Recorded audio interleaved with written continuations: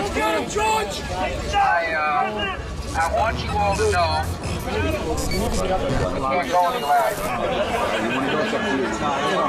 I want you all to know that America today is on bended knee in prayer for the people whose lives were lost here, for the workers who work here, for the families who mourn. This nation stands with the good people of New York City and New Jersey and Connecticut as we mourn the loss of thousands of our citizens. I can hear you.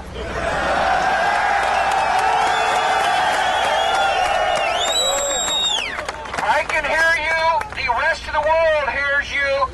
And the people who knock these buildings down will hear all of us soon.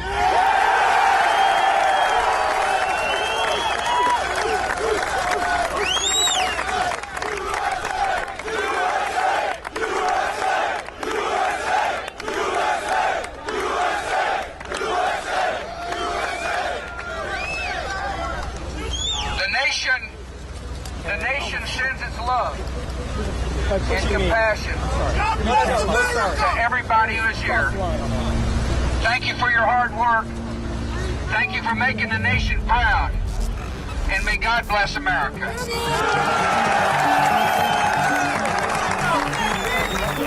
Oh my goodness. Oh God. There's another one. There was another one. We're running away very, very quickly. There are more explosions. They started dropping from the top floors of the tower closest to the highway. Obviously, they had two choices to be When the impact burned hit the in first flames tower, or you would hope that people who were in Apparently, there was an explosion of some kind here at the According to some Pentagon. estimates, we cannot track $2.3 trillion. Reflects an agency that must evolve. We are being watched. The government has a secret system. 2,996 people killed. Men from my company, we have another 100 coming in a little while.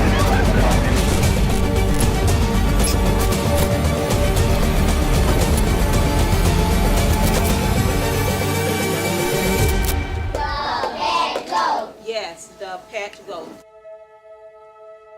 Ladies and gentlemen, it's my distinct pleasure to introduce our leader, our Secretary of Defense, Donald Rumsfeld.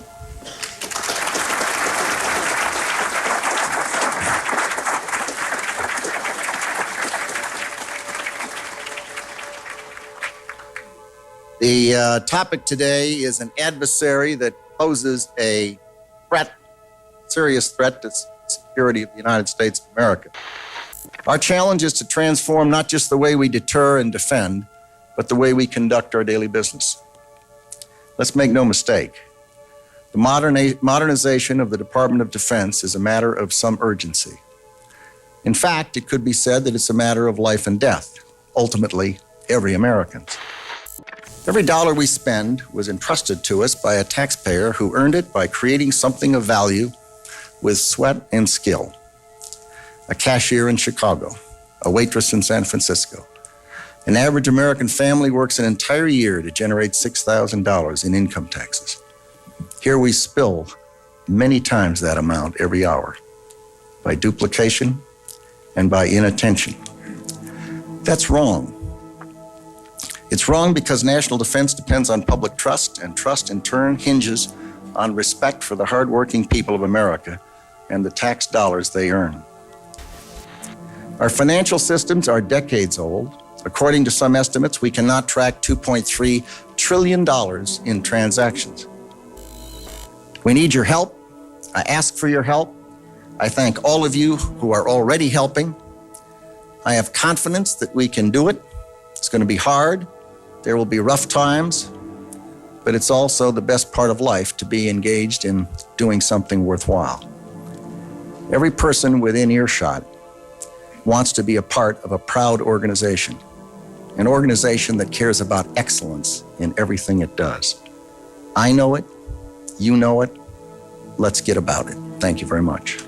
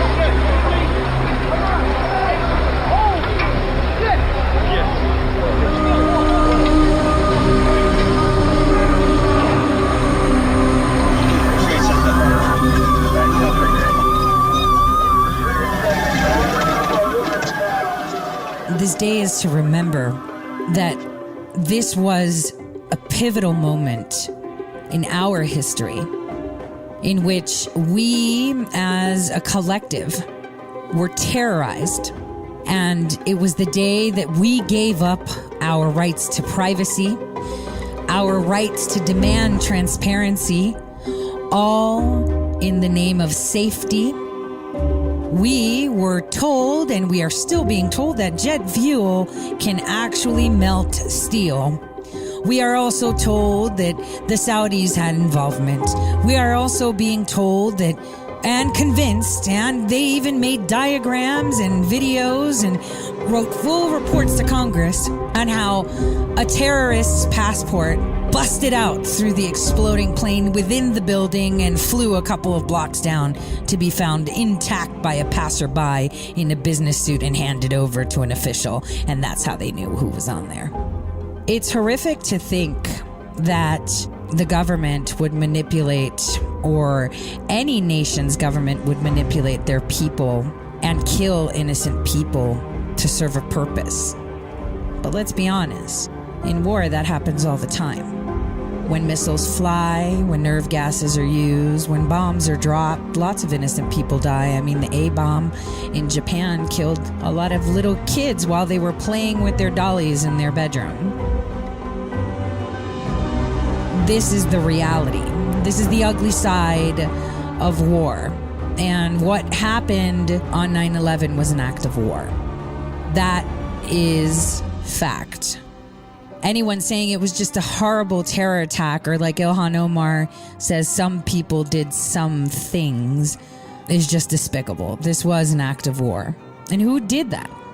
Many will say it was Osama bin Laden, and you know, there's not evidence to support or deny that, but yeah, okay. Others will tell you it was the Saudis, but if it was the Saudis, then how's Osama involved? Because Osama was denounced by the Saudis. So everyone keeps having all these theories. Lots of people loathe Rudy Giuliani, saying he was in on it too. Rudy Giuliani said, and I quote, "We were able to move 150 dump trucks out of the city last night," which will give you a sense of the work that was done overnight. And that one statement of him talking about how they were getting things done was used to demonstrate what? That he was the bad guy? What? That he was at World Trade Center 7, trapped, and he said, oh, we heard that maybe the towers are falling, so we tried to leave, and then the building collapsed and it was hit, and we finally got out. And then people saying, hey, you had said that the buildings were going to collapse. You knew about it. Why didn't you tell anyone? You sat on that information for 15 minutes. Why didn't you tell us while you were trying to find an escape route with everyone else in emergency management? If you were in a building that was collapsing around you, your city was literally on fire. You were sitting there with your fire and police commissioner trying to figure out what you're going to do. You're an island, because that's what Manhattan is, an island, and you're waiting to see what aid you can get, because right now there is a threat assessment. They've locked out no travel through the tunnels, no travel through bridges. We have now been isolated. My island is isolated. All these people are relying on the decisions we make. And then they're hearing the towers might collapse, and then boom, they're in a building that has just undergone some explosion or something, and they're trying to get out. It was sketchy, it was weird, and it was just confusing. What happened? Any idea how this happened? Not right now. Not right now. Correspondent April Woodard was already there when she encountered Mayor Rudy Giuliani, who was getting his first look at the disaster. Unless you were there with Rudy Giuliani, his police commissioner, his fire chiefs, everything, you wouldn't know what happened. Unless you were in the building or in one of those planes, you really, really don't know what happened. You just know a version of it, the version that they tell you. Kind of like the story of the magic passports found on 9/11.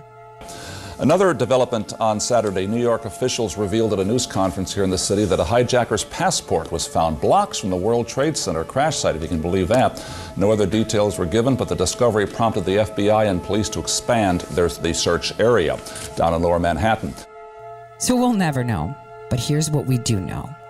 We do know that on 9/11, all these people lost their lives. We do know that there were planes possibly hijacked, but these planes cut through steel like butter.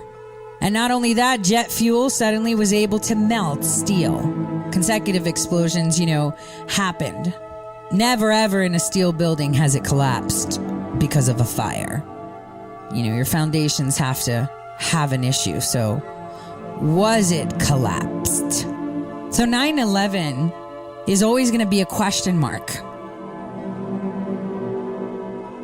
So all of this is happening and suddenly they descend. Who descends? The federal government. This is a matter of national security. So you're the mayor and in your house, in your backyard, this happens. And in comes the federal government and says, don't worry, we'll investigate it. Stay out of it. And you're proud because you want to make it normal again for your people. You want them to know that, hey, this happened. We're going to get to the bottom of it. We're going to clean it up. We can pick up. We're resilient. Let's do this. You're giving that sense to your people. The federal government is hauling rubbish like nobody's business. Like he said, a New York resident had said at the time, wow, it's crazy out there. These trucks just keep coming. It doesn't stop. They're just coming and coming and coming and coming and taking all the rubbish because that was evidence, right? Because let's remember, this was the biggest crime scene ever in global history. The most public and the biggest crime scene under the jurisdiction of the FBI. The biggest crime scene. We had the most life lost, the most property damage and insurance claim lost in U.S. fire history. Fire history. This crime scene should have been isolated, sanitized, documented, and done so thoroughly, correct? Yes, it was 2001. We didn't have the tech we have today, but would they preserve every single thing that was there to determine what was going on? You would believe that this crime scene, which was so massive, would be carefully orchestrated by the federal government.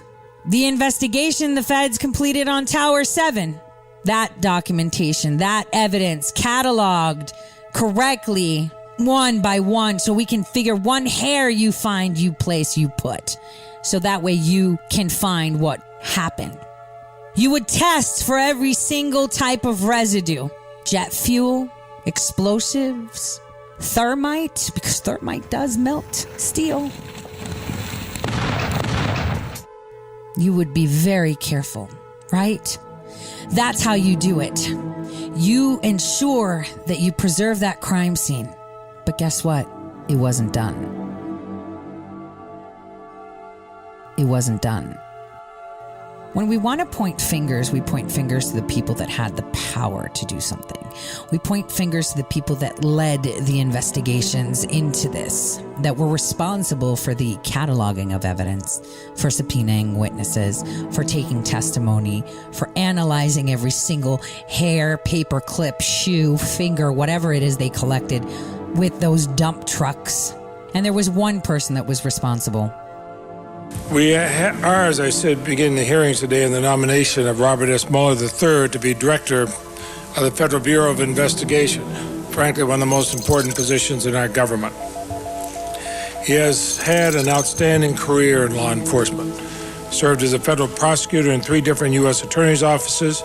He served in Maine Justice under both Republican and Democratic administrations.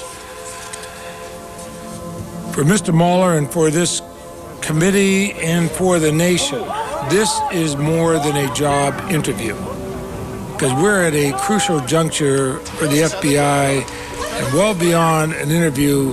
In many ways, this hearing will be a redefinition of the job of FBI director.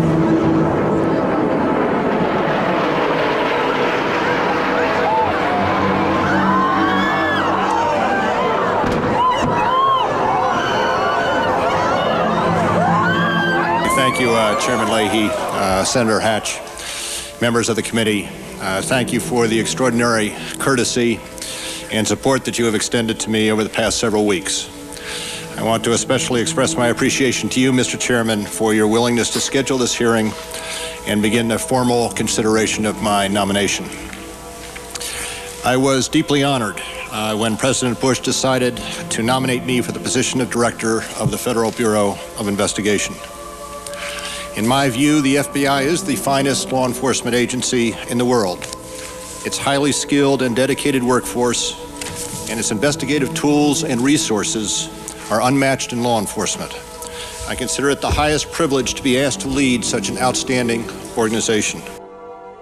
And that person used over $40 million US, issued tens of thousands of subpoenas, questioned countless individuals, destroyed evidence, lied, and kept the Trump presidency hostage for over 2 years. The testimony you're about to give is true and correct to the best of your knowledge, information, and belief. So help you God.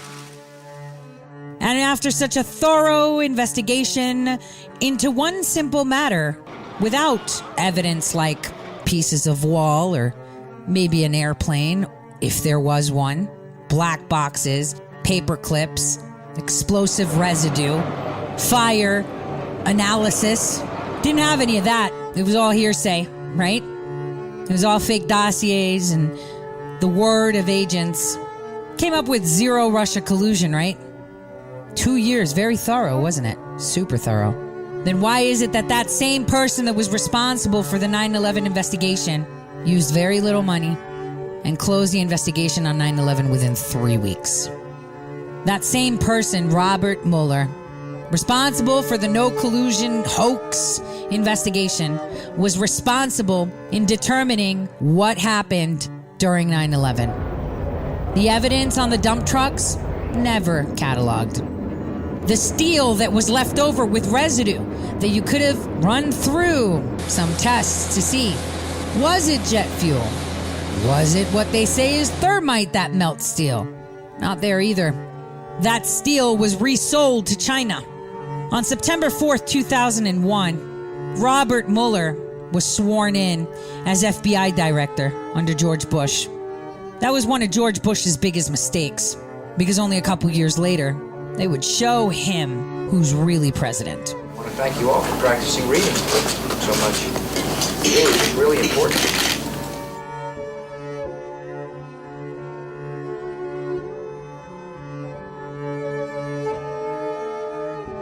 Mr. President, are you aware of the reports of the plane crash in New York? Is there anything talk about later? Few days before Mueller was sworn in, when it was pretty much set in stone that he was going to be FBI director, John O'Neill was the deputy director of the FBI that resigned just a couple of days before Mueller took over. He had everything on Osama bin Laden, from Somalia that had happened over a decade before 9/11. He was the guy that investigated the bombings of the World Trade Center in 1993. And then again in Saudi Arabia, our base that was bombed in 1996. And I'll tell you, that was horrific. He resigned just as Mueller was going to take office because he did not approve of where the agency was at. He did not like the direction that the agency, the FBI and the CIA, had taken under the Clinton administration. And even before that, he was very open about it. I had a fairly low opinion of our headquarters throughout my whole career. It seemed like, the headquarters was a very negative place where they would find a million reasons why you couldn't do something as opposed to why you could do something. It was not the type of place where you always felt you were getting a lot of assistance. John was the opposite of that. John, you could talk to and you could tell John what you needed, and John would get it. O'Neill headed the FBI's anti-terrorism office in New York City leading up to 9/11. He had spent years investigating bin Laden and then stepped down just days before the attacks. His new job? Head of security for the World Trade Center. That's where he was on September 11th. He actually got out of the building because he made some phone calls outside of the building, and he said, "I'm out of the building." And then they regrouped a number of officials that from the World Trade Center, from the New York Police Department, regrouped and went back in the building to really get people out and to keep everything moving. And they had sort of a semi-command post set up. And that's when the building went down.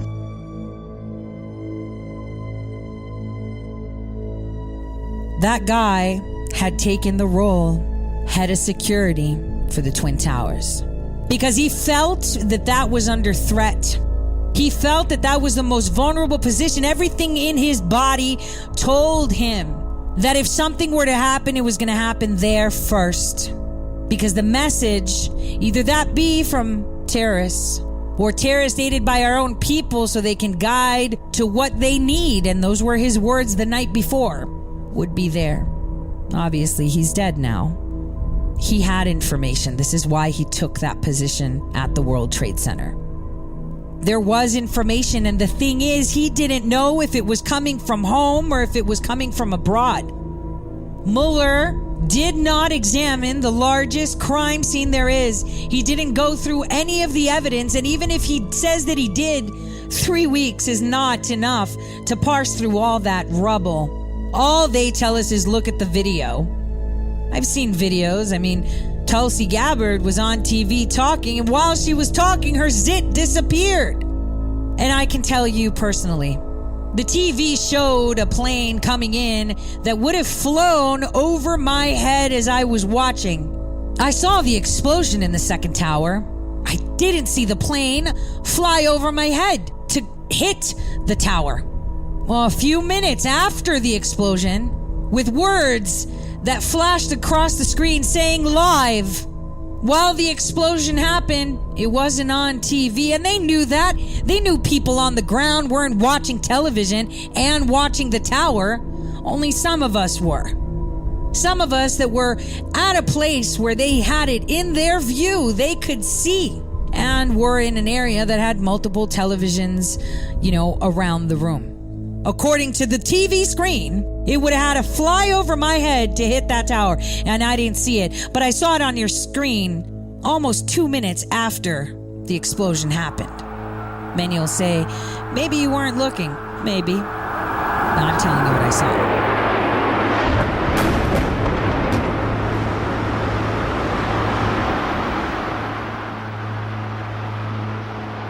And there are many of us in New York that feel the same way, but many of us cannot prove it because maybe we were in panic. Really hard to convince me that that plane cut through steel like butter. Regardless if this was an operation done in conjunction with terrorists or allowing a terrorist attack to happen to ensure that we didn't have a civil war, to help excuse the tanking of the economy, because remember, Bush Jr. took office after Bill Clinton, and the Clinton administration was the hottest mess ever. I want to say one thing to the American people. I want you to listen to me. I'm going to say this again. I did not have sexual relations with that woman, Miss Lewinsky. I never told anybody to lie, not a single time, never.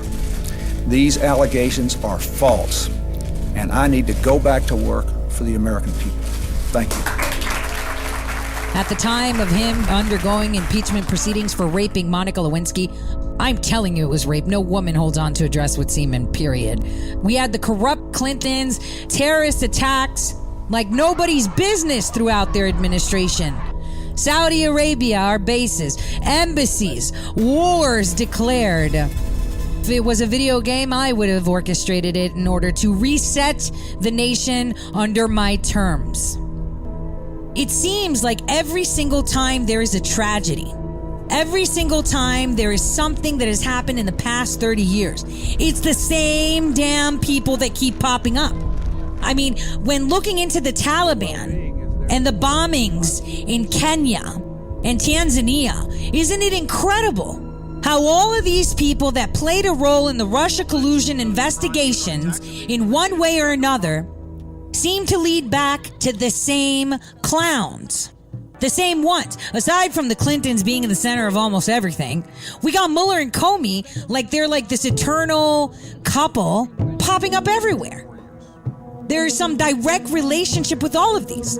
Why did Mueller obstruct Congress from putting forward a 9/11 probe? Ask yourself that. How did he just assume, yo, those are the hijackers, we found one passport and it's all these guys? Let me tell you something. So you found the Saudi passports and everything, right? Didn't Jeffrey Epstein have a Saudi passport? Means you can make passports that look like Saudi Arabia. Back then, it might have been a little bit harder, but with the money Epstein had, he could forge whatever he wanted, right? It's not like we had biometrics in place at the time. It's not like when you would walk through the airport, they could hear your breath at Starbucks before you even go through TSA. So back then, it was different. Again, kind of like that blanket. Whoop, these Russians, these 13 Russians did it. Where are these Russians? Are we going to see them? Same thing he did with these hijackers. Do they exist? Do they not exist? Oh, we have all this audio. So you got the audio, but you don't have the black boxes. Where are all the black boxes? Those are supposed to be able to survive everything, unless it's thermite. Take two. Take 2 and 2, 1. This is as close as we can get to the base of the World Trade Center. You can see the firemen assembled here, the police officers, FBI agents, and you can see the two towers. A huge explosion now, raining debris on all of us. We better get out of the way! Why is it that he blocked the investigation? Why didn't New York law enforcement, New York Fire Department, why weren't they allowed to analyze the scene? Why was it all handed over to the FBI and why did they just dispose of it? I mean, think about it. Why were we reselling steel? And how did steel buildings fall down? They don't fall or burn. So why did we decide that we needed to topple them completely and remove the rubbish in like a heartbeat? Because that area was cleaned out super quick. The fateful decision to let 2 men board a flight instead of taking the next one. Nearly 20 years ago, a ticket agent made that fateful decision. They became 2 of the 9/11 hijackers. And as Gio Benitez reports, that agent has been riddled with guilt in the years since, but he decided to make a difference in another way. 2 late-arriving first-class passengers came rushing through the doors at Dulles International Airport in Virginia. They're late, they stopped, they were confused, they were looking back and forth. And then they made a beeline for where I was working with my agents. Vaughn was at the American Airlines ticket counter, training 2 agents. We were just sitting around, and 2 late passengers came running in the terminal, stopped, and I was joking. I looked at my agents, and I said, watch, these 2 are for Flight 77, and they were. But as we now know, they weren't just any passengers. They were Salem and Nawaf al-Hazmi, 2 of the 5 hijackers on Flight 77, which later crashed into the Pentagon.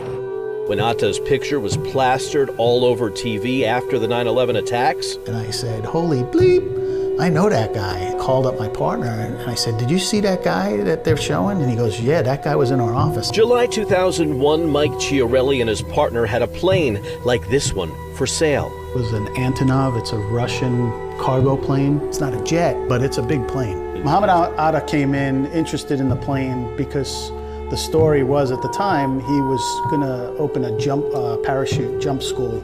Chiarelli says he spent an hour plus with Mohammed Atta at the Pompano Air Park.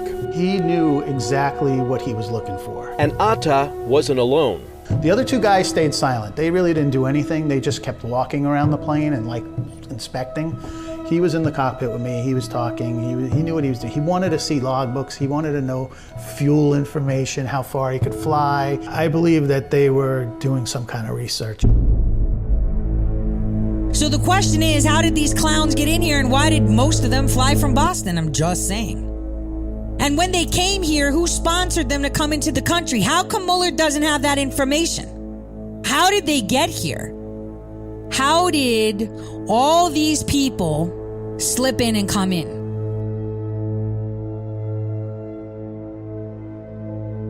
If we're awake right now, and I believe that the American citizens have opened their eyes, no matter how terrifying or upsetting or angry you might be, it is time that we ask these questions and push on these questions. Obviously now, Mueller's card is that he's senile. He's totally senile. He's not going to remember. But why not show us the documentation that O'Neill put forward? Why not make his resignation public? It's incredible how all of this happened and how everyone targeted the Kingdom of Saudi Arabia, who were very rich at the time, had extreme power over the oil industry and monopolized it. And this is why we were intervening in the Middle East, because they were a problem for the agenda of this new world order on how they would grab the Middle East, because if you controlled it, you controlled the direction of nations as a whole on the planet, at least for the next 50 years. We have in this past year made great progress in ending the long era of conflict and Cold War. We have before us the opportunity to forge for ourselves and for future generations a new world order, a world where the rule of law, not the law of the jungle, governs the conduct of nations. When we are successful, and we will be, we have a real chance at this new world order, an order in which a credible United Nations can use its peacekeeping role to fulfill the promise and vision of the UN's founders. This is the structural reevaluation of the collapse of the World Trade Center 7 building. This is the final report that was done from the University of Alaska Fairbanks, South Carolina Department of Transportation, Associate Professor of Nanjing University, Department of Civil Engineering, Department of Civil and Environmental Engineering. This was prepared, architects and engineers for 9/11 Truth. This is an actual report that was issued in March of 2020. This report represents the findings and conclusions of a 4-year study of the collapse of the World Trade Center Building 7, a 47-story building that suffered a total collapse at 5:20 p.m. on September 11th, 2001, following the horrible events that morning. The objective of the study was threefold. Examine the structural response of the World Trade Center 7 to fire loads that may have occurred on September 11th in 2001. Rule out scenarios that could not have caused the observed collapse, and identify types of failures and their locations that may have caused the total collapse to occur as observed. So they go into detail of how they get this done. And this their abstract and their citations and schematics, because they have a lot of figures. So their first finding, here's what they did find. Near simultaneous failure of every column explains the collapse. You mean explosive placed at the foundations to bring down the columns. This conclusion is based primarily upon the finding that the simultaneous failure of all core columns over 8 stories, followed 1.3 seconds later by the simultaneous failure of all exterior columns over 8 stories, produces almost exactly the behavior observed on the videos of the collapse, whereas no other sequence of failures that we simulated produced the observed behavior. We cannot completely rule out the possibility that an alternative scenario may have caused the observed collapse.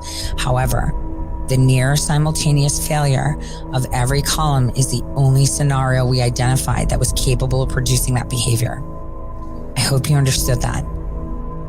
If this wasn't coordinated and it wasn't planned, would they have had time to set up explosive to have near simultaneous failure of all the columns?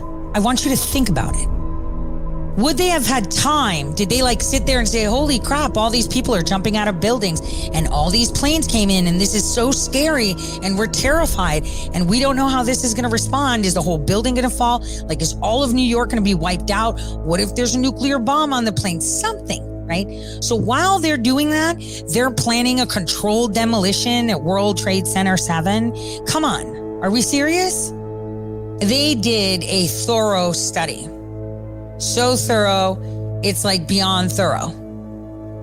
This was a government building, pretty much. Can we agree on that? This was a government operation. Can we all agree on that? The principal conclusion of our study is that fire did not cause the collapse of World Trade Center 7 on 9/11, contrary to the conclusions of NIST and private engineering firms that study the collapse, meaning all of these other agencies, companies, contractors said whatever they were told to say. This was an extreme cover-up because your own government did it. I know people don't like to hear that. I know we want to say that it was other people. I know we do. But this is the bare naked truth. And these people are still making money off of you. They are still out free. while they did this to us. They ushered people to enslave themselves with this whole thing. Ladies and gentlemen, this is a difficult moment for America. I, unfortunately, will be going back to Washington after my remarks. Secretary of Rod Pace and Lieutenant Governor will take the podium and discuss education. I do want to thank the folks here at Booker Elementary School for their hospitality. Today, we've had a national tragedy. 2 airplanes have crashed into the World Trade Center in an apparent terrorist attack on our country. I have spoken to the Vice President, to the Governor of New York, to the Director of the FBI, and have ordered that the full resources of the federal government go to help the victims and their families, and to conduct a full-scale investigation to hunt down and to find those folks who committed this act. Terrorism against our nation will not stand. And now, if you join me in a moment of silence.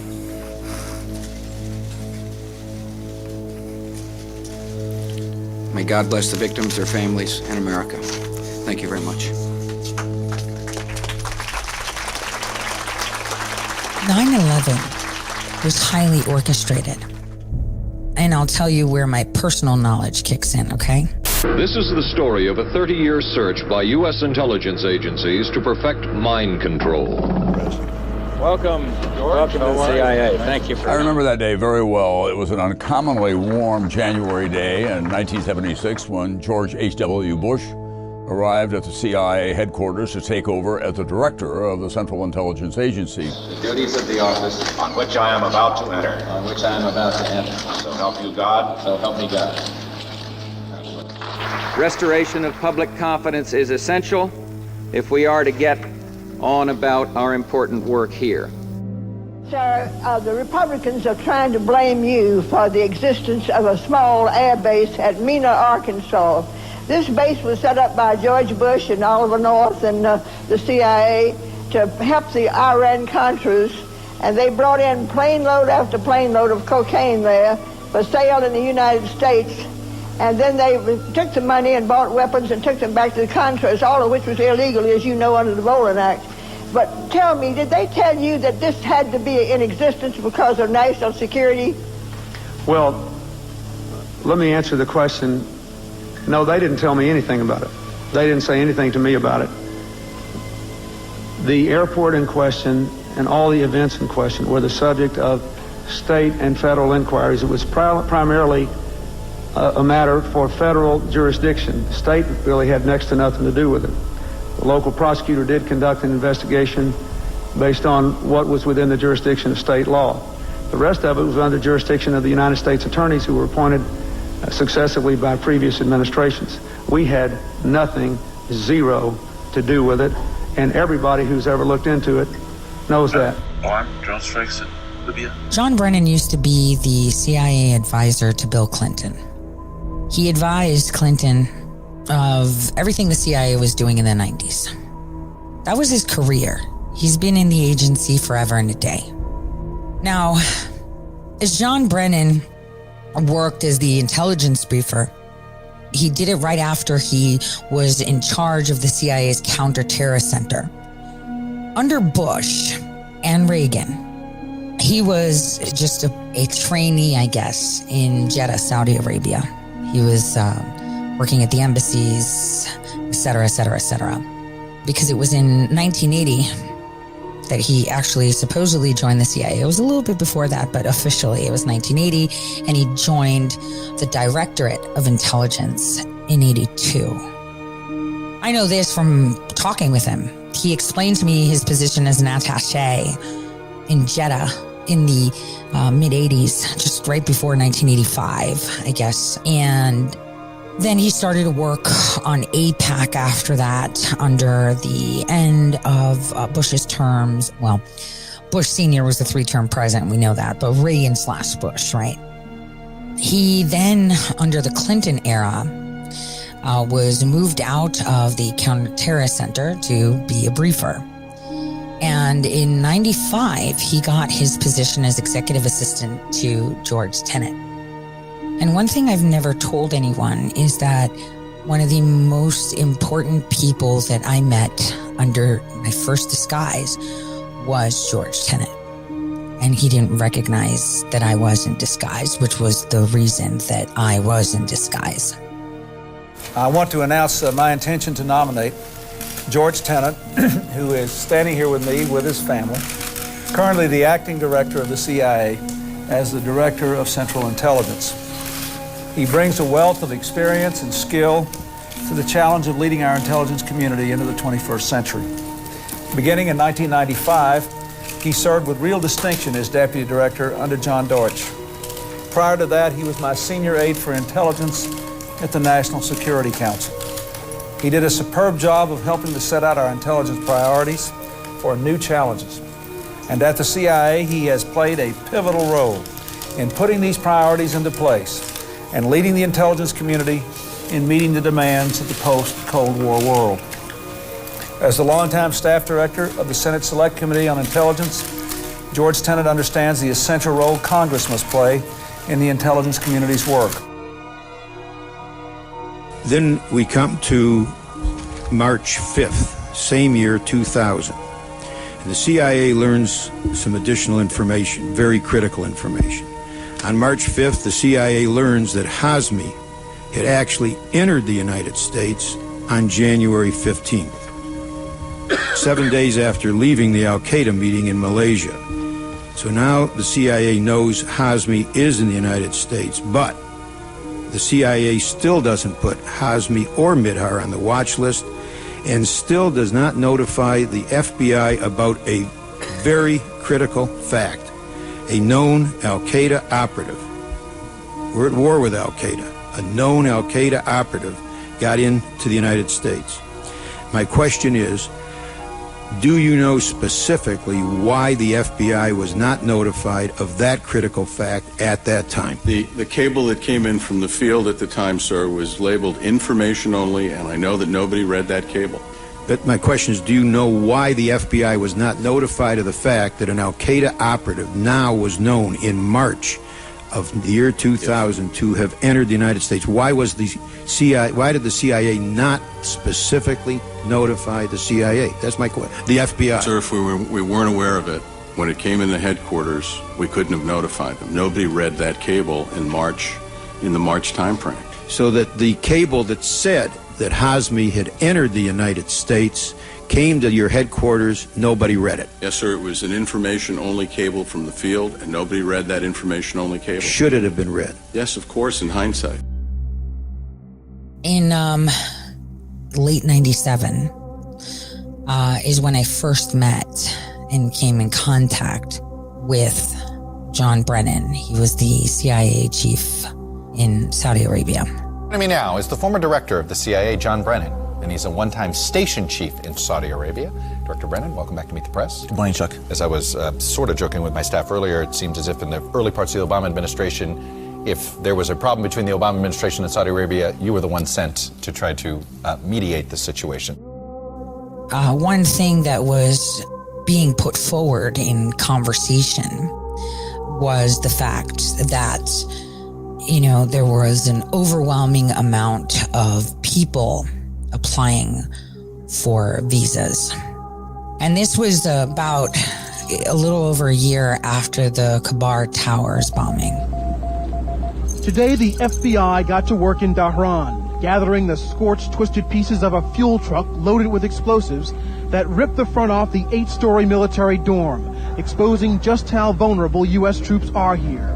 Officials say more than 3,000 pounds of explosive power was packed into that truck that parked along a fence just 35 yards from the building. A huge bomb the military admits its intelligence information gave no reason to anticipate. First, I ask every American to take a moment today to say a prayer for the victims and their families, and to rededicate ourselves to the fight against terrorism. 19 are confirmed dead, all Americans. Now, as I head to Lyon, my first order of business will be to focus the strength and the energy of the G7 on the continuing fight against terrorism. Let me be very clear.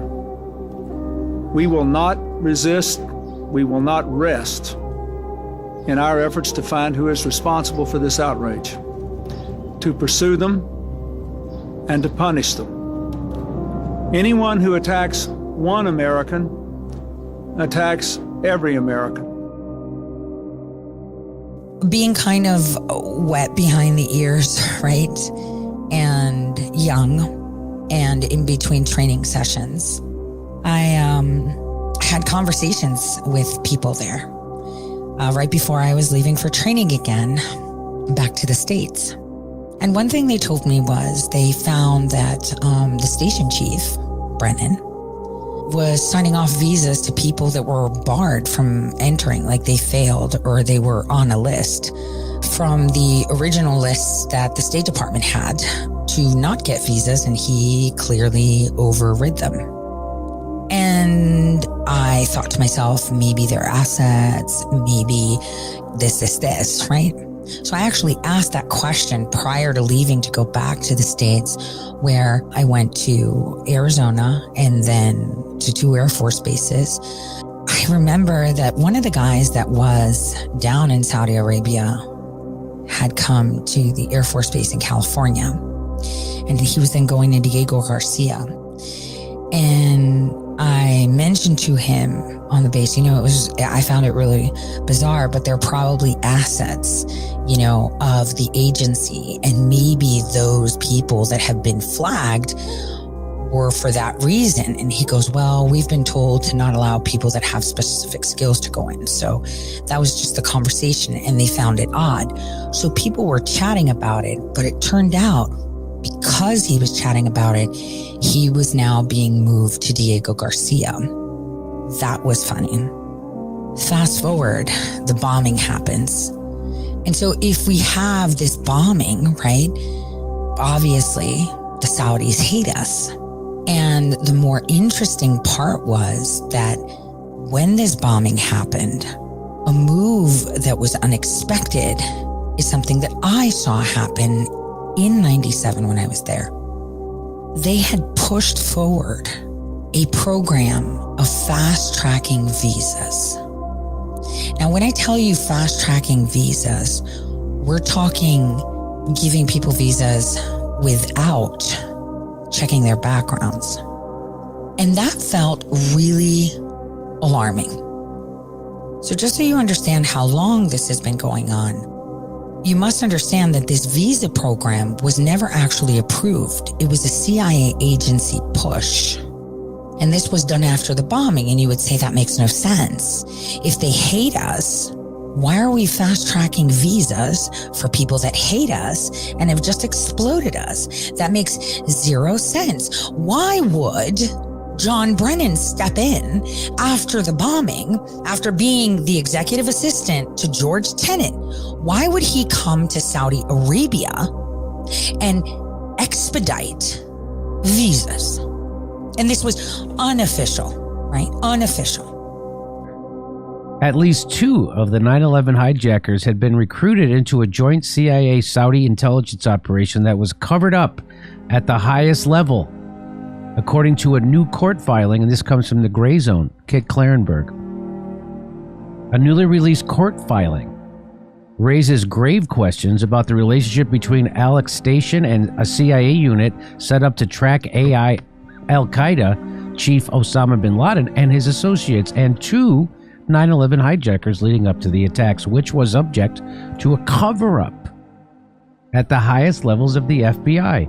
Obtained by Spy Talk, the filing is a 21-page declaration by Don Canestraro, a lead investigator for the Office of Military Commissions, the legal body overseeing the cases of 9/11 defendants. It summarizes classified government discovery disclosures and private interviews he conducted with anonymous high-ranking CIA and FBI officials. Many agents who spoke to Canestraro headed up Operation Encore, the Bureau's aborted long-running probe into Saudi's government's connections to the 9/11 attack. Despite conducting multiple lengthy interviews with a range of witnesses, producing hundreds of pages of evidence, formally investigating several Saudi officials, and launching a grand jury to probe a Riyadh-run U.S.-based support network for the hijackers, Encore was abruptly terminated in 2016. This was purportedly due to a Byzantine intra-FBI bust-up over investigative methods. This summer, Brett Eagleson went to Capitol Hill to press the U.S. government to release secret files from the FBI's 9/11 case. We've told the sad story for 19 years. You know, we've cried on camera. Eagleson's father, Bruce, worked in and died in the South Tower of the World Trade Center. Now grief has turned to rage. You know, it's not about that anymore. It's about how we're angry. We're pissed off. It is painful. The Eaglesons and other 9/11 families want details of a secret FBI investigation codenamed Operation Encore, centered on the two hijackers that lived in San Diego. It's a 10-year-long investigation that specifically investigated the role that the Kingdom of Saudi Arabia played in supporting the hijackers. Is that the first mosque they went to in San Diego? This is it right here on our left. Danny Gonzalez was an FBI agent who worked on Operation Encore. He showed us the neighborhood the hijackers lived in before they crashed American Airlines Flight 77 into the Pentagon. This is Gonzalez's first television interview about the case. 19 hijackers cannot commit 3,000 mass murders by themselves. Based on what you found, do you believe there was a domestic support network for the hijackers? Obviously. No question. But I can't comment on it, but you don't have to be an FBI agent with 26 years of experience to figure that out. Gonzalez says the two hijackers, Nawaf al-Hazmi and Khalid al-Madar, were helped by a number of Saudis, including Omar al-Bayoumi. Bayoumi worked for the Saudi government in California and has said he simply ran into the two hijackers at a restaurant in Los Angeles and encouraged them to move to San Diego. And this is the building he lived in. There, he helped them find an apartment and open a bank account. The two hijackers even started flight school nearby. Can't sit on the sidelines when I know the truth. Gonzalez says he's under FBI orders not to talk about certain aspects of Operation Encore because of national security concerns, as is another former agent, Ken Williams, who wrote a memo before 9/11 warning terrorists were taking flight lessons in Arizona. Both men are now working as investigators for the families. The evidence is there. I've seen it, but I can't get into the specifics because of protective order. In 1996, when the Qatar Tower bombing happened, the CIA already knew it was going to happen. In fact, there's evidence of that was discovered during whatever investigations they were doing. The actual executors of the event were people John Owen Brennan had allowed onto the grounds of Building 131 prior to the bombing. How do I know this? Because it was documented. And I have sent out FOIA requests for visitor logs and guests of the CIA station chief, John Owen Brennan, that have been denied to date. It's actually an annex in Bahrain that began the operation in 92 and was alleged to have been the mode of cable communications regarding this incident, which the CIA has denied the existence of.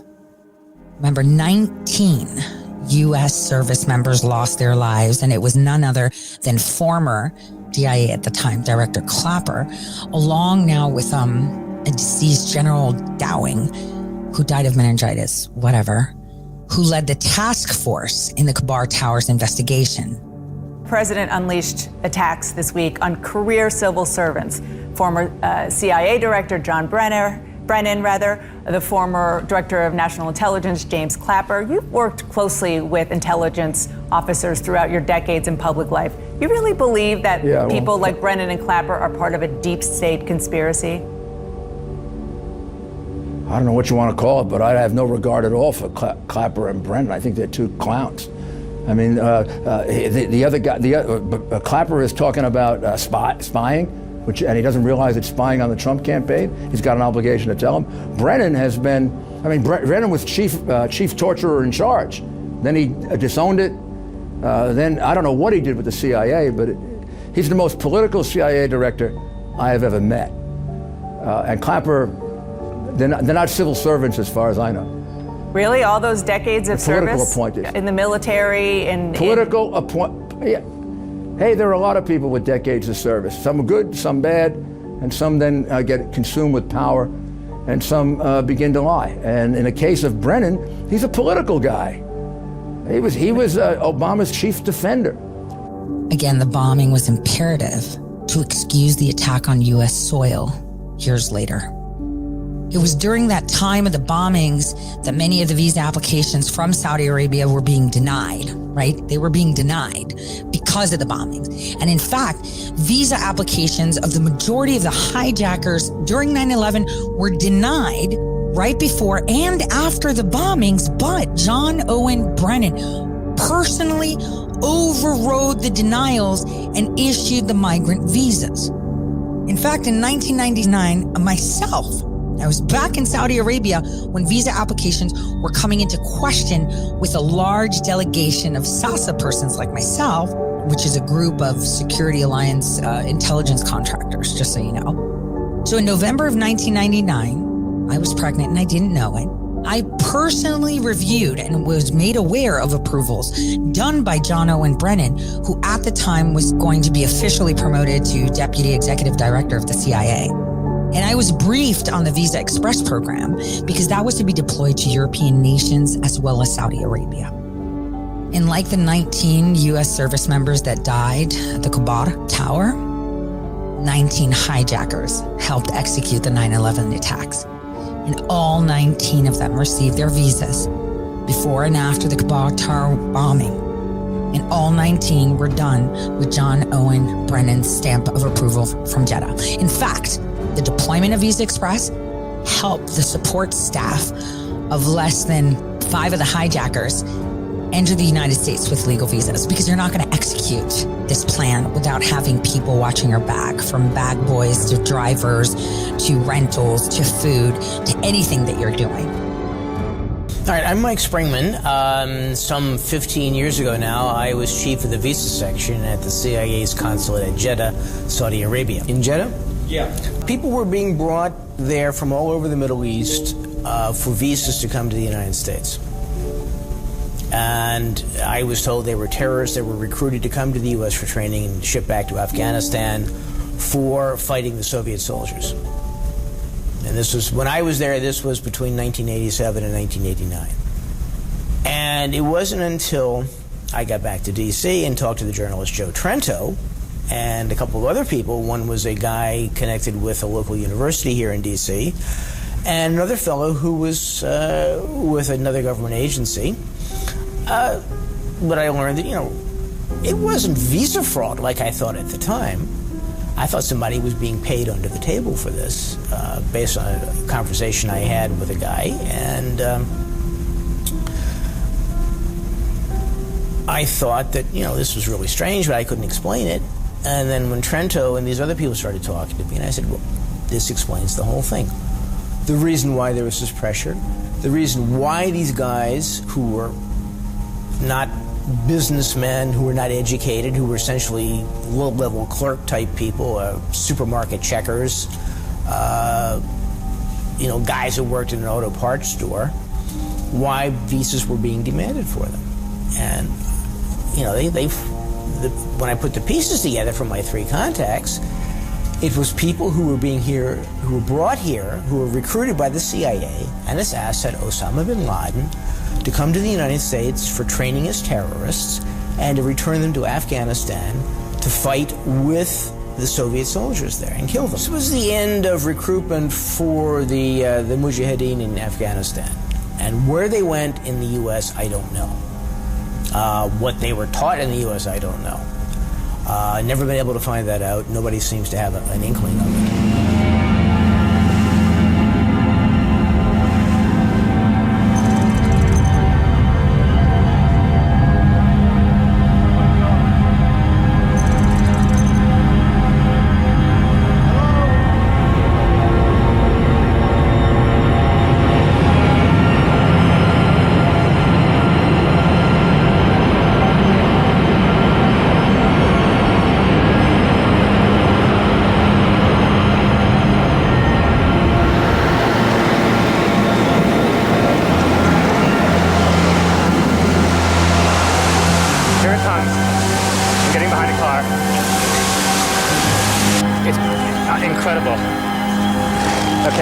go find people who need help. Because I don't think I'm one of them. So right before the 9/11 event, right before, over 22,000 visas were issued by the State Department to foreign nationals that weren't all Saudi either. They weren't all Saudi nationals, but they were given the stamp of approval from Jeddah without interviews. So they just went there, applied, and here you go, go. My understanding from talking to Celerino Castillo, who was a drug enforcement officer in Central America, was this was a favorite ploy of the CIA. They wanted to slip their guys into the United States, and they would have them apply through a legitimate travel agent, often through a legitimate tour group. You know, you'd have, I don't know, 20 people from the church school or the Lawyers Association or something, would be going to the United States, and they get their guys in, they slip the paperwork and the visas in with the group. The travel agent would take care of them, bring to the American diplomatic post. They get their visa stamped and hand them back. You know, it's cover. It's nobody's there to ask questions. You're with a legitimate group. You know, why ask questions? There was a person who I had, and I convinced that person to drop a cable that they received. And just so you know, the reporter was actually detained. He was someone who revealed the Visa Express program, which unfortunately was only mentioned about Saudi Arabia because obviously it was people from Saudi Arabia that hijacked airplanes, and all of those people from Saudi Arabia that hijacked airplanes were not all Saudis, and all their visas were personally approved by John Brennan. Now let's take a look at the account of this gentleman's occurrence and what happened. Poor Joel. And he's like so quiet now, such a great reporter. Reporter detained, told to reveal source at State Department briefing. Although Mowbray was shocked by the detainment, he said he will continue writing about the visa system using confirmed but undisclosed sources. They will never deter me, he said. Now, obviously, they did deter him. He should have been, the Sarah Carter, the John Solomon. He was an incredible, bold man to just, at 26, just do that and just tell the truth. It's really, really hard. Rule of thumb, I've been told, is that roughly 1/3 of the people who work for the State Department don't. I mean, I've been told this by a former station chief. I've been told this by a guy who was at the time at the Inspector General's office at the State Department. He's since retired. My estimate, I would say, might be as high as 50%, depending on where you are. But as far as Jeddah goes, there were 3 people, including myself, whom I know for certainty to have no ties, professional or familial, with any of the intelligence services, out of roughly 20 Americans at the post. For example, in the consular section, there was a part-time visa officer. He didn't work for the State Department. No one can go in to get the people out. There's small explosions still going on. In 1999, I guess it was January 5th and through 8th, 2000, there was an Al-Qaeda summit in Kuala Lumpur. And all the bigwigs were there. And there were also these 2 cats from Saudi Arabia, Khalid al-Midhar and Nawaf al-Hazmi.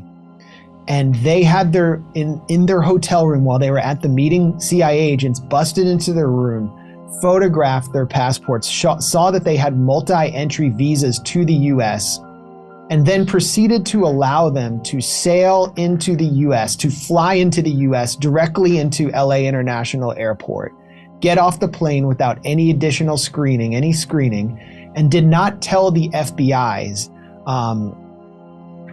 unit that had been set up to track Al-Qaeda that they were even in the country. When they got off the plane, they were met by someone named Omar al-Bayoumi, who is a Saudi national as well, who is said to be an employee of the Civil Aviation Authority of Saudi Arabia. He was a ghost employee. What he really was a Saudi intelligence agent. And he took these 2 guys who didn't speak a word of English, got them apartments, paid for their lease, and helped make sure that they got to their flight lessons in San Diego. And the FBI wasn't even told that they were in the country until they were in the final stages of executing the Day of the Planes operation, which was the 9/11 operation.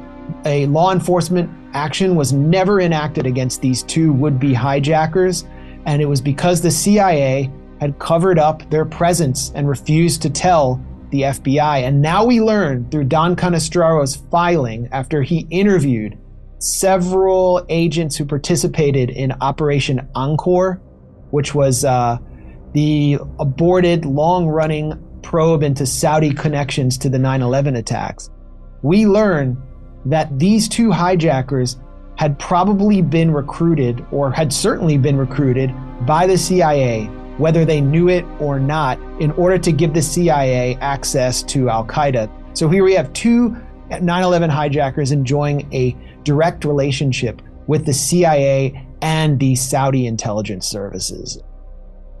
Did the CIA cover up the presence of these assets in order to allow the attack to proceed, because it would allow for wider latitude and allow them to achieve operational goals inside the Middle East, basically the war on terror?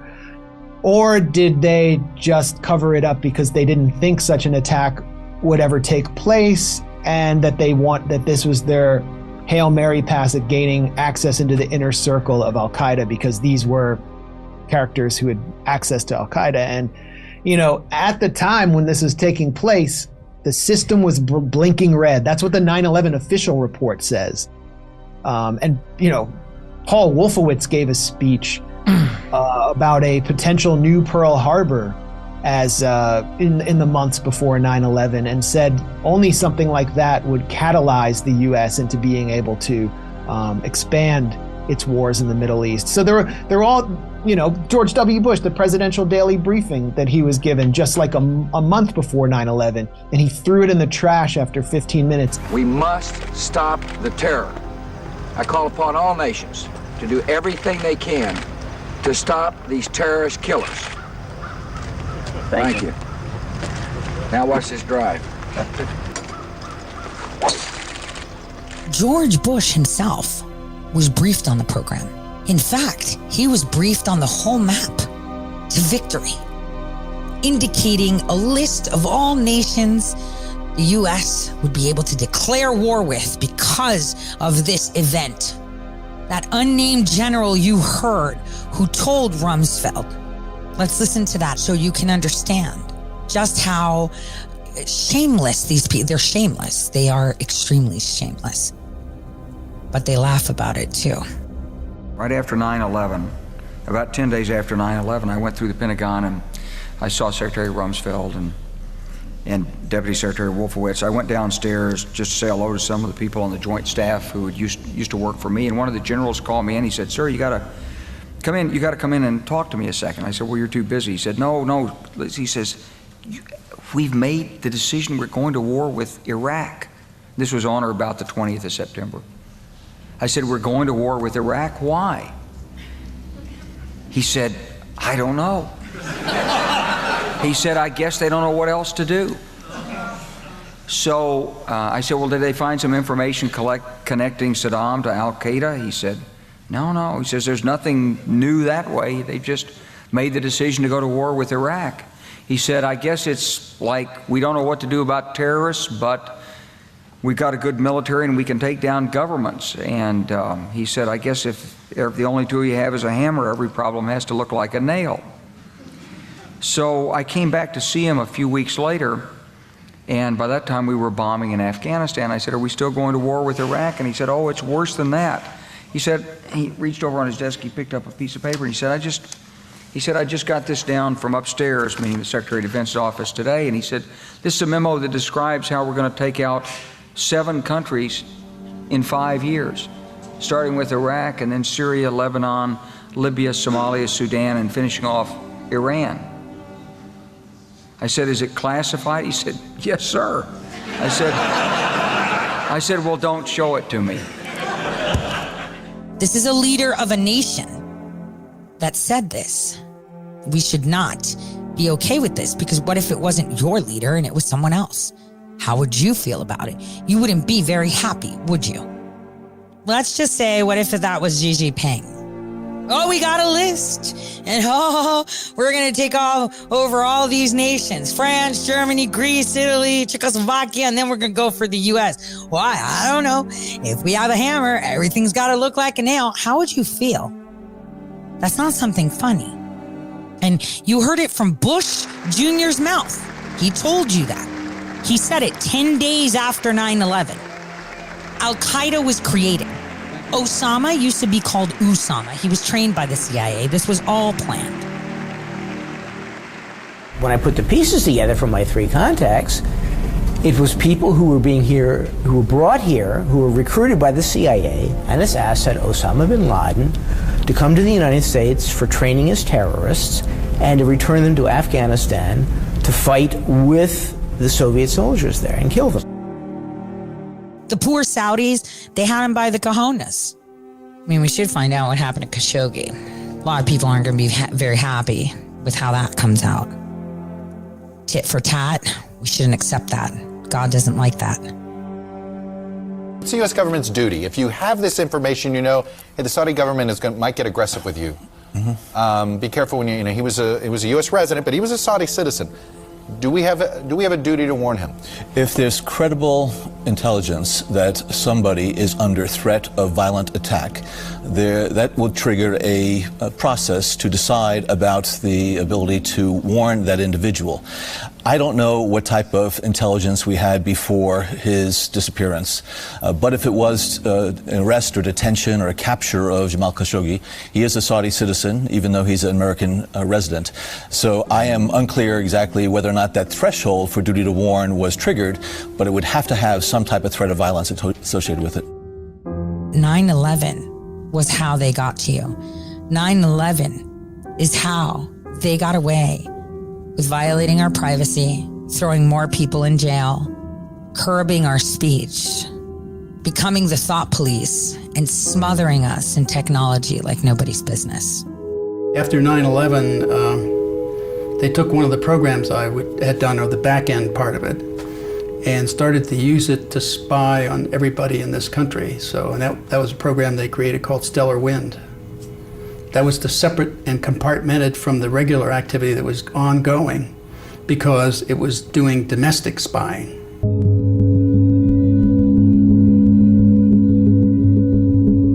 Well, they came in guns drawn, in my house. They didn't do that to the others, but they did to me. I guess, I don't know. They thought I was probably the most dangerous of all, so I don't know. I don't know what was in their minds, okay? But they did that, and they came in and pointed a gun at me when I was getting out of the shower at the time, so they pointed a gun right at my old head, said, hey. So, I wasn't too upset. I just said, yeah, I suppose I could get dressed here. They weren't intimidating me anyway, so. Tell me something that will implicate somebody in a crime. That's what they asked me. So I told them what the crime was that I knew about, and that was that George Bush, Dick Cheney, Tennant, and Hayden conspired to subvert the Constitution, the constitutional process, and any number of laws, and here's how they did it, and I explained Stellar Wind on my back porch to all the FBI agents who weren't cleared. So they had a problem. I created a problem for them because they had a bunch of people now who weren't cleared for a very highly classified, only because it was domestic spying, by the way, was the reason it was highly classified. And what he did was reveal domestic surveillance. This is why it's classified at the highest levels. Domestic surveillance. Understand that you are being surveilled. Oh, I got nothing to hide. Nobody cares if you have nothing to hide. How do you feel that the government can predict where your life is going to be in 10 years? How do you feel that the job that you will get in 5 years depends on that prediction? Because when they pay for that background check, they get that score. How does that make you feel? How do they know how your life is going to be? This is a perversion not only of our Constitution and what we stand for, but on humanity itself. This is how you stay mesmerized. And you know what? Those that actually know all about this reality hack, that know all about these programs and put forward, that speak outside the box are the highest on that list to get this program used against them. When weaponized, oh boy. Police in Los Angeles are trying to predict the future. We know where crime happened yesterday, but where is it going to happen tomorrow and the next day? And they're not alone. More and more departments are using data-driven algorithms to forecast crime. It's all about improving accuracy and improving our effectiveness, our efficiency, and our service to the community. So in order for them to actually execute the plan of taking over nations, they found that it would be very, very difficult for them to push it through. The plan was that they needed to ensure the continuity of government. And Clinton was being impeached.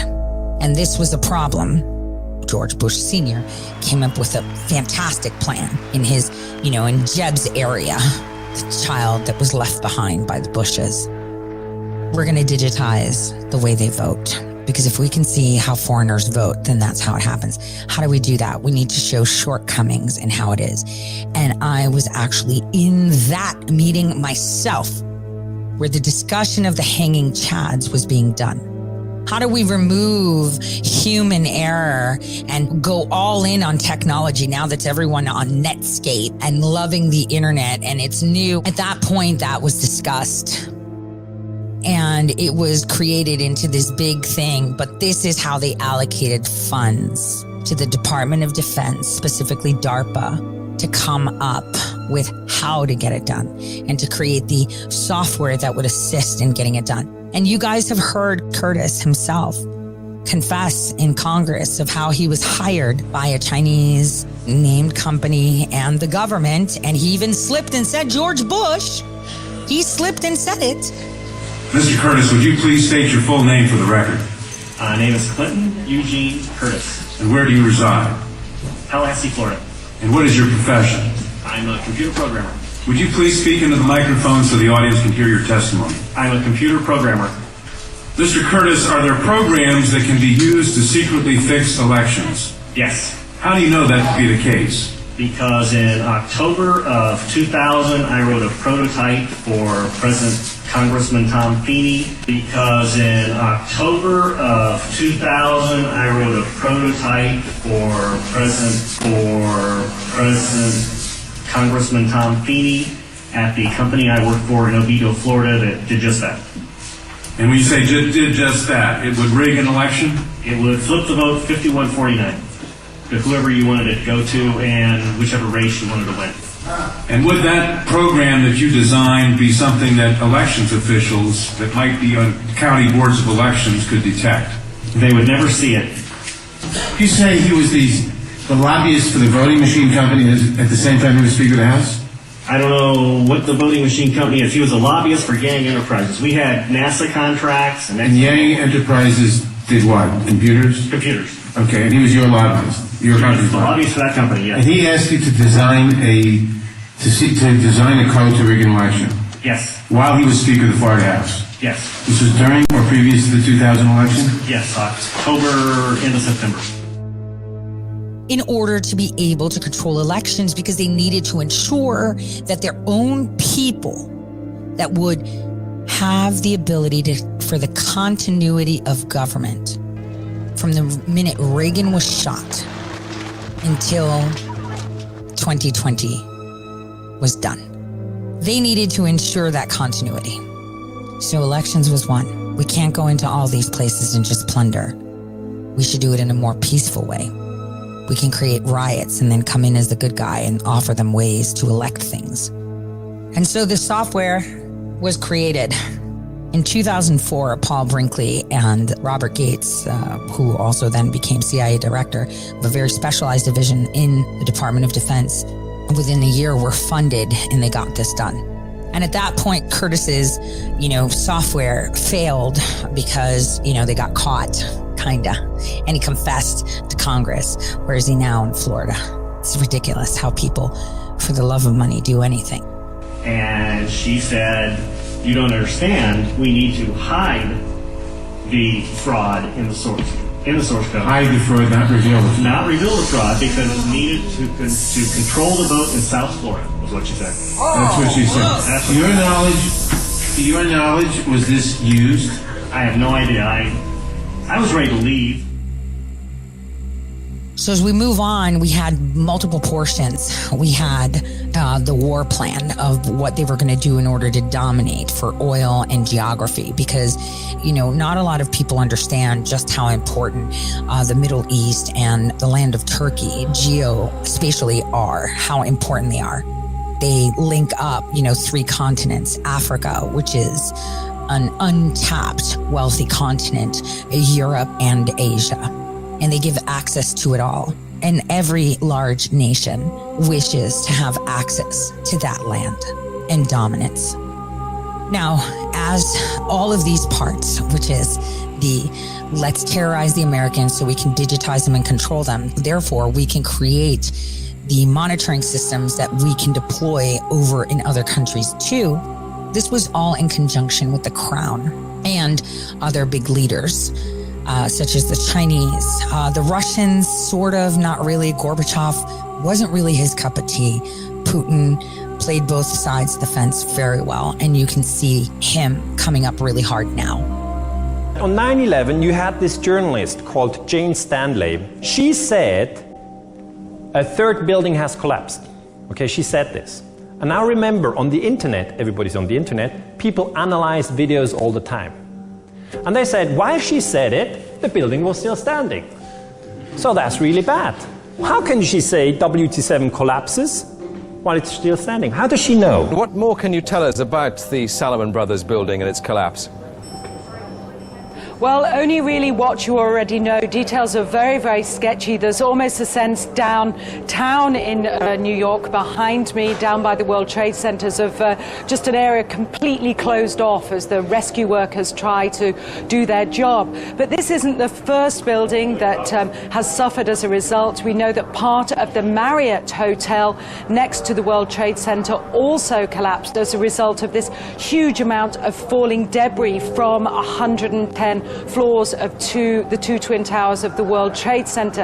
As you can see behind me, the Trade Center appears to be still burning. We see these huge clouds of smoke and ash. 9/11 was imperative. The market was going to collapse because they were going to collapse it, because they wanted technology to fizzle and bust.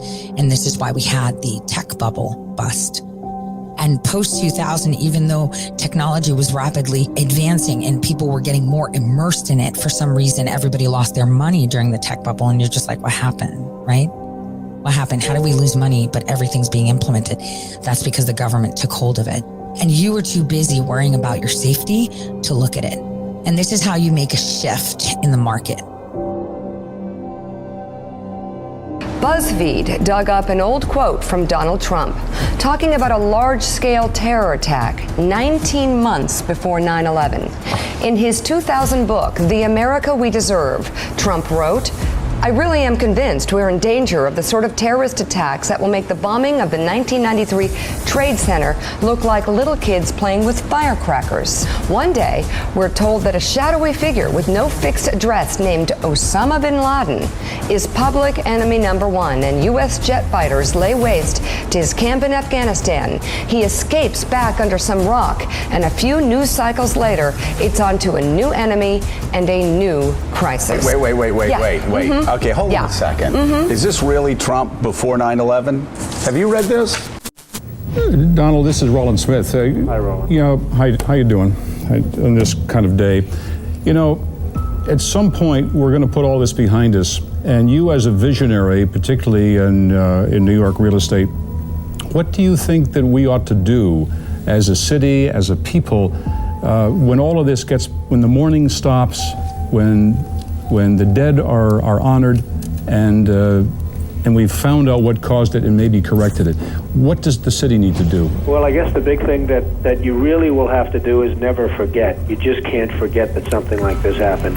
I was so disappointed when they closed the stock exchange, but of course, at some point, you had no choice, because you want to just say, the hell with it, you're going forward, nothing's going to change. But the fact is, something has changed very dramatically. And I think one of the very sad things is going to be when you look at the skyline of New York, which has become so emblazoned in your own memory, and then when you look at the skyline after 2001, and you're going to see a skyline without these two buildings, you're going to say, what happened? people won't believe it. You know, when you showed your children or your grandchildren in years to come what New York looked like in the year 2000, and then what New York looked like just a year later, they're going to say, what happened? Hey, Donald, it's hard to believe. In the year 2000, Donald, you considered running for president. If you had done that and if you had been successful, what do you think you'd be doing right now? Well, I'd be taking a very, very tough line, Alan. I mean, you know, most people feel they know at least approximately the group of people that did this and where they are. But boy, would you have to take a hard line on this. This just can't be tolerated, and it's got to be very, very stern. This is, as you and I were discussing before, Alan, this was probably worse than Pearl Harbor. Many more people are dead, and you know, they don't know, they have no idea, but I have somebody that was down there who witnessed at least 10 people jumping out of the building from 70 and 80 stories up in the air. Donald, you're probably the best known builder, particularly of great buildings in the city. There's a great deal of question about whether or not the damage and the ultimate destruction of the buildings was caused by the airplanes, by architectural defect, or possibly by bombs or aftershocks. Do you have any thoughts on that? Well, it was an architectural defect. You know, the World Trade Center was always known as a very, very strong building. Don't forget, that took a big bomb in the basement. Now, the basement is the most vulnerable place because that's your foundation, and it withstood that. And I got to see that area about 3 or 4 days after it took place because one of my structural engineers actually took me for a tour because he did the building. And I said, I can't believe it. The building was standing solid, and half of the columns were blown out. I mean, so this was an unbelievably powerful building. If you know anything about structure, it was one of the first buildings that was built from the outside. The steel, the reason the World Trade Center had such narrow windows is that in between all the windows, you had the steel on the outside. So you had the steel on the outside of the building. Twin Towers has the support piers on the exterior of the building. The outside of the building was a mesh of steel. That's why when I first looked, and you had big, heavy I-beams, when I first looked at it, I couldn't believe it because there was a hole in the steel. For as far as the eye can see, and you can tell right here at the top of this tower, there's a huge gaping hole, flames still inside, thick black smoke still coming out. We have not been able to see what, if any kind of an aircraft is inside the building. This is the best vantage point right here, and as you can see, just a huge gaping hole throughout the entire side of this tower right now. And this is steel that was, you remember the width of the windows in the World Trade Center, folks. I think you know, if you were ever up there, they were quite narrow. 18.5 inches, exactly how much is windows from 106 all the way down to the 9th floor. And in between was this heavy steel. I said, how could a plane, even a 767 or 747 or whatever it might have been, how could it possibly go through the steel? I happen to think that they had not only a plane, but they had bombs that exploded almost simultaneously, because I just can't imagine anything being able to go through that wall. Most buildings are built with the steel is on the inside around the elevator shaft. This one was built from the outside, which is the strongest structure you can have, and it was almost just like a can of soup. You know, Donald, we were looking at pictures all morning long of that plane coming into building number 2, and when you see that approach the far side, and then all of a sudden, within a matter of a millisecond, the explosion pops out the other side. Right. I just think that it was a plane with more than just fuel. I think, obviously, they were very big planes. They were going very rapidly, because I was also watching where the plane seemed to be not only going fast, it seemed to be coming down into the building. So it was getting the speed from going downhill, so to speak. It just seemed to me that to do that kind of destruction is even more than a big plane, because you're talking about taking out steel, the heaviest caliber steel that was used on a building. I mean, these buildings were rock solid, and you know, it's just an amazing thing. This country is different today, and it's going to be different than it ever was for many years to come. Very profound statement and very true. Donald, one last question for you. Given the magnitude of how much of American commerce took place within the Twin Towers, what do you, as you're an expert on this, what do you think is going to be the fallout over the next several weeks, months, and even years, given what we have lost in terms of those buildings going down and all that was within it? Well, I, as an example, Alan, and you might use them too, but I have an insurance company that was on the 102nd floor of the World Trade Center. They're gone. I don't know. Their offices are no longer there. They're wiped out. The Morgan Stanley Group, you know, Morgan Stanley, a big, powerful firm, they had 50 stories in the building. Gone. I mean, you're talking about some firms that are just gone. Many firms had all of their offices, as you know, in the World Trade Center. It was 8 million square feet. 8 million square feet is the size of some cities. Each floor was almost a city in itself, and they had 110 floors or so. So, you know, many firms that were easily recognizable for those of us in the financial world, for those of us that read the papers and see the financial pages, they're going to be gone. I mean, they're just not going to exist anymore. They're gone. Donald Trump. Many of the people are gone with them. Donald Trump, thank you so very much for joining us. Thank you we all. really Good luck. appreciate it. No, really quickly though. I mean, so Willie, that was 2000. In a book he wrote in the year 2000. Well, it was published in 2000. He could have written in 1999 for all we know. Exactly. He might have been more prescient. So he basically predicted the attacks from Osama bin Laden. Nearly 20 years after 9/11, pre-trial hearings resume in the case against 5 men accused of aiding the hijackers. Among the 5 is a Pakistani national regarded as the principal architect of the attack. Proceedings resumed today after facing numerous delays. The last in-person hearing was in February of 2020. So while we talk about the Guantanamo trials for 9/11, it is incomplete because the masterminds are missing. You would have to have former impeached President of the United States, Bill Clinton, in his capacity of President of the United States, and impeached First Lady Hillary Clinton for initiating the plan. Literally, it's called the plan. Former CIA Director John Owen Brennan, in his capacity as CIA briefer to impeach President Clinton, executive assistant to CIA Director George Tenet, CIA station chief in Saudi Arabia, chief of staff to CIA Director George Tenet, drafting the agency portion of the plan. Former DNI Director James Clapper, in his capacity as DIA Director under impeached President Clinton and as NGA Director, assisting the cover-up of the plan. And Donald Rumsfeld, in his capacity as Secretary of Defense, for implementing the war operation and the military-industrial complex privatized side to facilitate and capitalize the plan. And finally, former President George Bush Jr., in his capacity as president, for knowingly and willingly allowing the plan. At the same time, the Department of Defense under Rumsfeld was working really, really hard and fast on biological warfare. And this is where anthrax comes in. That is what he was working on.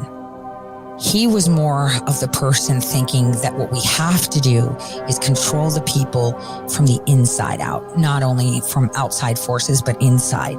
Either we make them dependent on medication or we change them where the strongest survive, and therefore we can provide everything they need and they'll be happy.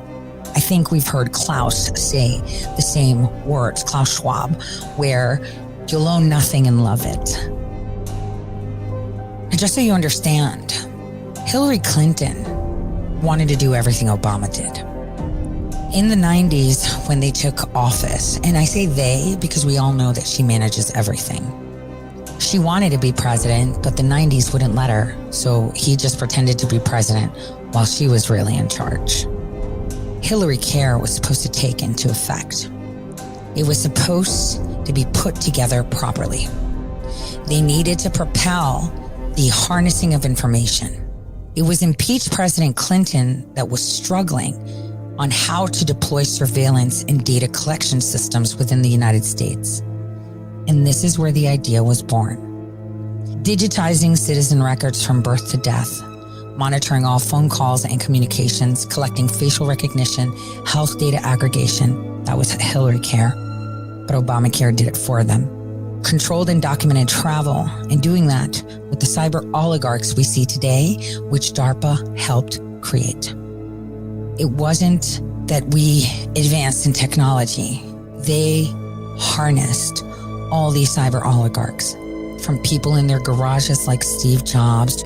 All of these people were harnessed and made part of this fourth unelected branch of government to deploy the plan. Bush Sr. started the process. Brennan and Clapper were responsible for ensuring the recruitment in 1995 through 2001 was completed for a scheme to terrorize Americans and others around the world into submission by giving an avenue for solutions by law and implementing technology that would assist. I saw the implementation, and so the plan was born. This was the plan. The plan was for dominance. Freedom itself was attacked this morning by a faceless coward. And freedom will be defended. I want to reassure the American people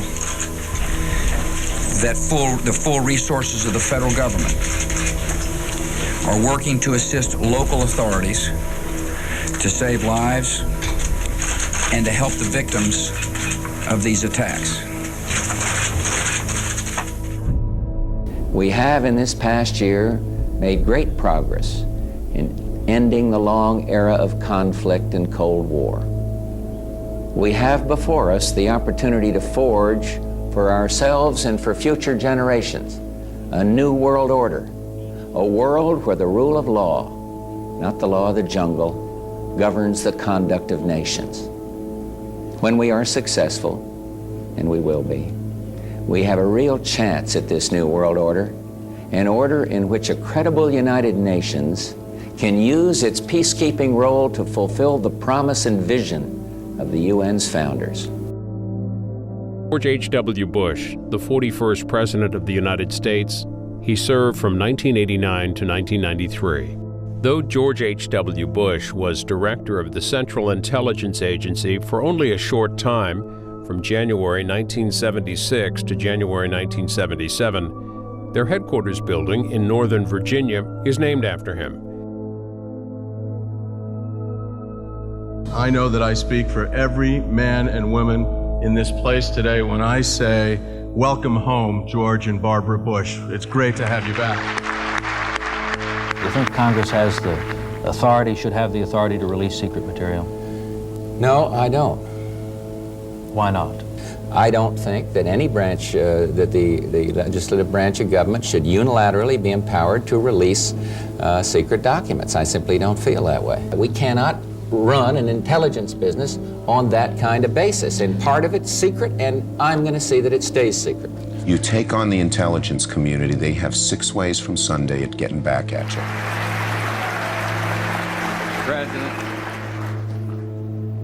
Mr. President and Mr. Speaker, for 2 centuries, we've done the hard work of freedom, and tonight, we lead the world in facing down a threat to decency and humanity. What is at stake is more than one small country. It is a big idea, a new world order, where diverse nations are drawn together in common cause to achieve the universal aspirations of mankind: peace and security, freedom, and the rule of law. Such is a world worthy of our struggle and worthy of our children's future. But right now, it's a critical time because we know that we not only fight for Ukraine, we fight for this new world order for the democratic countries. America will lead by defending liberty and justice because they are right and true and unchanging for all people everywhere.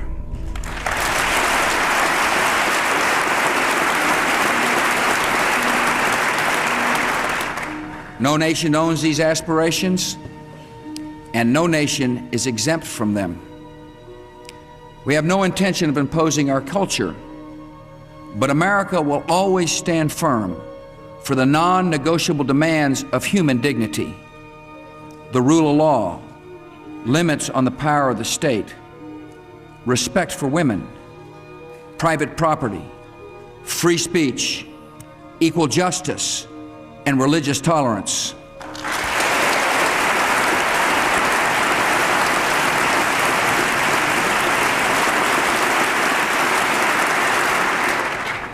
America will take the side of brave men and women who advocate these values around the world, including the Islamic world, because we have a greater objective than eliminating threats and containing resentment. We seek a just and peaceful world beyond the war on terror. In this moment of opportunity, a common danger is erasing old rivalries. America is working with Russia and China and India in ways we have never before to achieve peace and prosperity. In every region, free markets and free trade and free societies are proving their power to lift lives. Together with friends and allies from Europe to Asia and Africa to Latin America, we will demonstrate that the forces of terror cannot stop the momentum of freedom.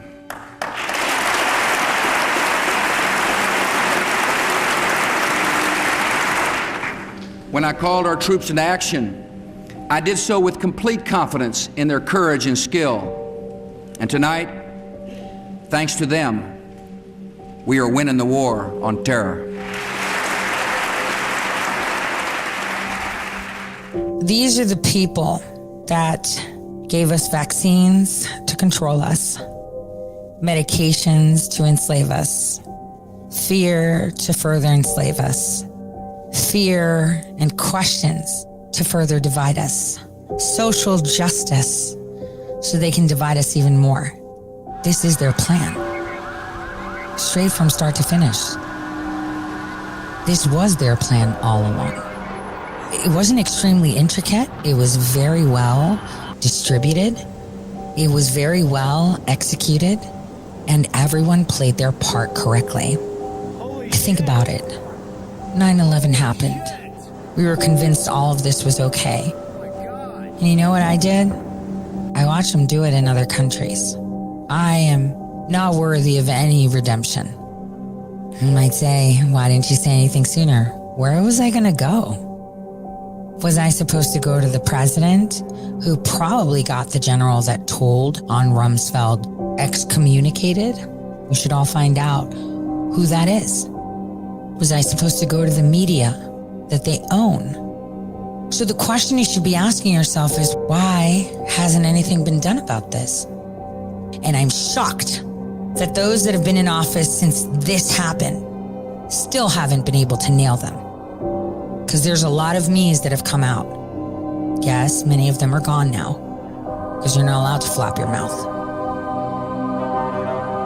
But I'm telling you the whole story, the whole thing that I know of from firsthand. I can tell you that this isn't supposed to end well at all. See, there was a cable that was leaked, trying to get them in trouble, trying to make them stop what they were doing, only because I was concerned about the biowarfare more than anything, because of the programs that we're already deploying in Africa through these private companies. And this is why I call them cyber oligarchs, because biotechnology is considered technology, so it falls under that. The concerns that we should all have as a nation is that sometimes you have to start at the beginning to fix things. It's been over 20 years, so there's a lot of people that could come forward and speak because there's statute of limitations. And if anything, there could be a statute of limitation in regards to John Brennan, but there's other things that can tie it back to that, so we're good. And that'll come when I have to testify against him at some point. They took all your rights away by putting you in fear. They created an enemy that didn't exist. It was our own people that orchestrated this.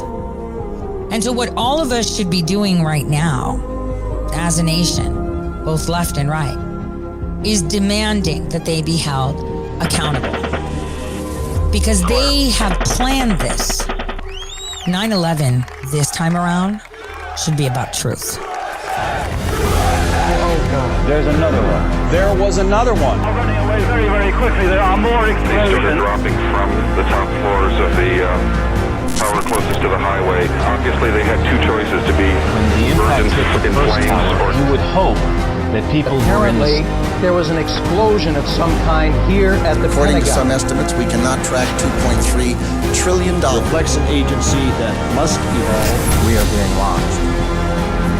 The government has a secret system. 2 2,996 people were killed on 9/11. Men from my company, we have another 100 coming in a little while.